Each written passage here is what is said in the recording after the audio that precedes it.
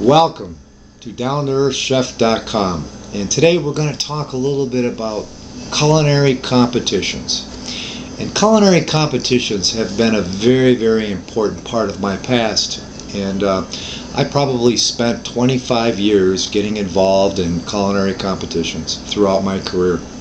It all began at the Detroit Athletic Club when I was working with Chef Dan Hugler, and we entered a couple local shows, and we always did very well, but all of a sudden we got invited to go to this one competition down in New Orleans that was called the Pan American Olympics, and it was sponsored by the famous chef Paul Perdon. He was one of the main sponsors.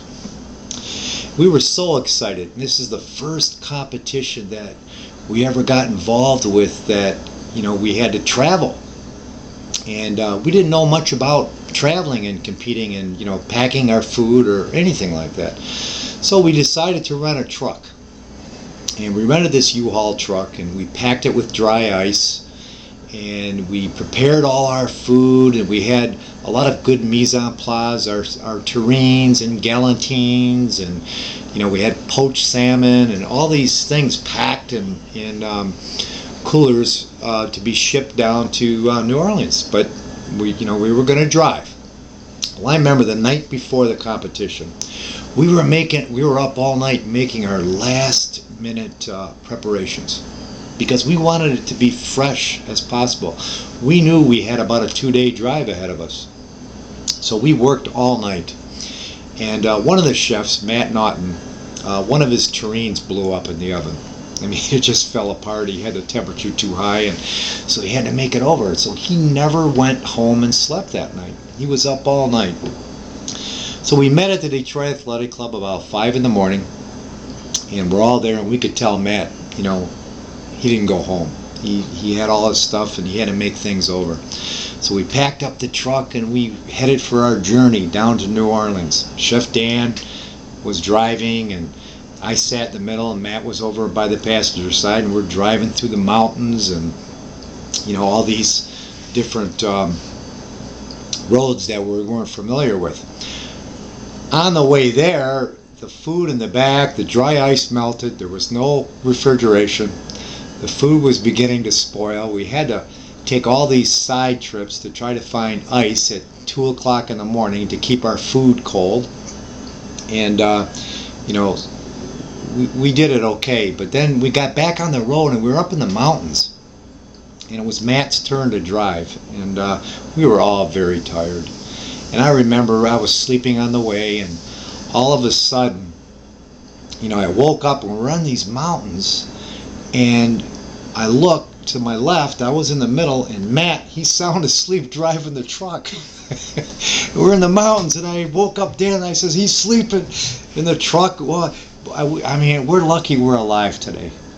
But anyhow, we woke Matt up, and I took over the driving at that point, and we finally made it down to New Orleans. And to come to find out, we ended up working in a hotel with this one chef. I believe his name was Chef Bailey, and it was in a condemned kitchen. None of the plumbing worked. The walk-in cooler never went below 60 degrees.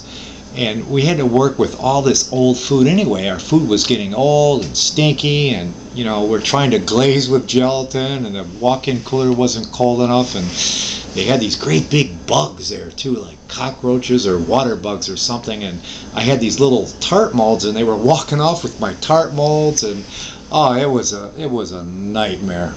And we didn't know what we were doing, but we did it, and we said next time we're going to pack and fly and do things differently. So what was really good, the outcome, Chef Dan tried out for the U.S. Olympic team, and we didn't do very well on our cold food, but I didn't try out for the team at that time, but Chef Dan did.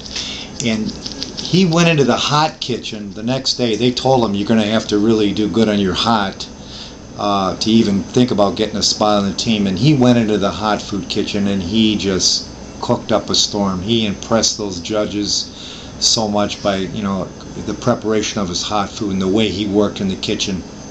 And I was so proud. And at that point, he made the Olympic team, and that was his first journey. And Chef Dan was on the 1980 Olympic team at that point, and I had the opportunity to go to the Olympics also in 1980, and I competed as an individual. But that's just one of the stories of culinary competitions, and I'm going to have many more of these in the future. Thank you for coming to DownToEarthChef.com. Thank you.